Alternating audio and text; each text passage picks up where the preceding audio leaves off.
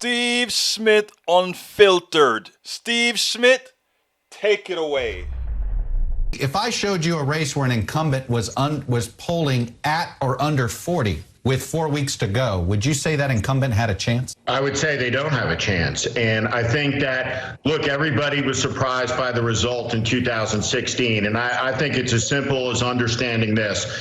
Whomever the election was about in 2016, Chuck, was the person who was losing. And for 99% of the race, it was about Donald Trump, and he was losing. James Comey made it enough about Secretary Clinton in that last week, very unfortunately. And by 78,000 votes across 3 states, Donald Trump is elected president. But as my colleague Stuart Stevens points out, the only similarities between the 2020 election and 2016 are the 2 and the 0 in front of them. It's a very different race. Joe Biden has had the longest, most durable, biggest, most diverse lead of any candidate for president in the modern era. And I get the psychology of everybody wanting to hedge the bet and say, hey, listen, you know, Trump could win. He's got some magic juju here. But at the end of the day, Donald Trump's strength is being vastly overstated across the whole of the media, and the strength of Joe Biden is being dramatically underreported. It does feel as if the game-changing event was the president's performance at the debate. Well, it's been a week plus of total abject insanity, Chuck. We started out that week learning that the con man in chief is a Titanic tax cheat, paid $750, that's dollars, less than 1,000 in federal taxes. He owes $450 million in notes personally guaranteed to God knows who. We saw a debate. We saw a man completely out of control, unhinged, angry, rude, interrupting. We saw the same blustering buffoonery that our allies see. That's why they laugh at him in public.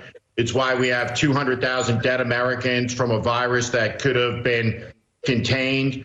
We saw the president threaten violence. We have every right-wing fascist militia group in this country believes they heard a weapons to the ready lock and load order. That's before his recklessness caught him coronavirus, and he exposed and decapitated his own campaign, much of the White House staff, the Joint Chiefs of Staff, precipitating a real legitimate national security issue with his total idiocy and recklessness. So this is all going down now. It's collapsing. Campaign has cash troubles.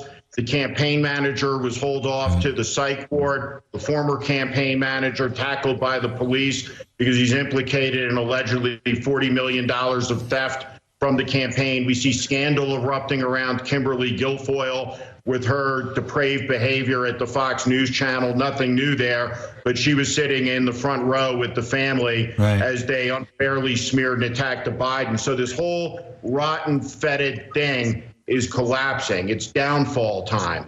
And so the walls are coming in on the campaign, on the White House, and he's going down. That's what's happening.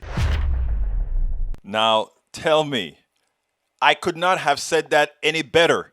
This Republican, Steve Schmidt, has been on point for a very long time. But here's the important thing that I think he said. It's in the beginning and at the end. In the beginning, he points out very importantly that too often we misread what occurred in 2016.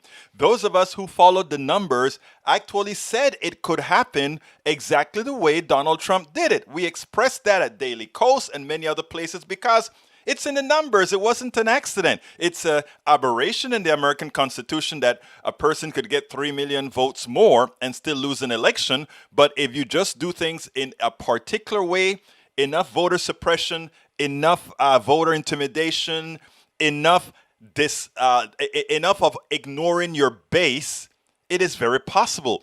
And all those things coincided in 2016, which we spoke about before it occurred.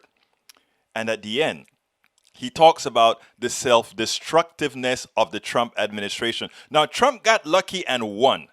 All he had to do was play the role. And he didn't. He had to be Trump. And in being Trump, since Trump has everything he touches fails. Every company Trump touches fails. So why would we believe when he touched the country he wouldn't have failed? And why wouldn't we believe that just like Americans saw other presidents fail and completely penalize them for it, wouldn't they do the same thing again? Ultimately, all the isms that Americans suffer from are mitigated when their personal economies, their personal well-being is at stake. It happened with Obama versus McCain. It happened in a lot of other places. People take their utmost. I know a lot of people are going to talk about Reed, whatever happened to Kansas, etc. But utmost their personal economies and their personal well-being for most people, that is. We spend a lot of time deconstructing the news, trying to parse it into a form that everybody can understand. We try to find those little nitpicks where it flies above the fray, etc. If you really like these videos that we do, I want to ask a big favor. Please go ahead, number one, subscribe to our channel, and number two, please join if you can. Thank you so kindly for watching. Keep watching. Please remember to share. We must populate the entire internet with our progressive message, a message that we know is what most Americans say that they want. So help us, please join.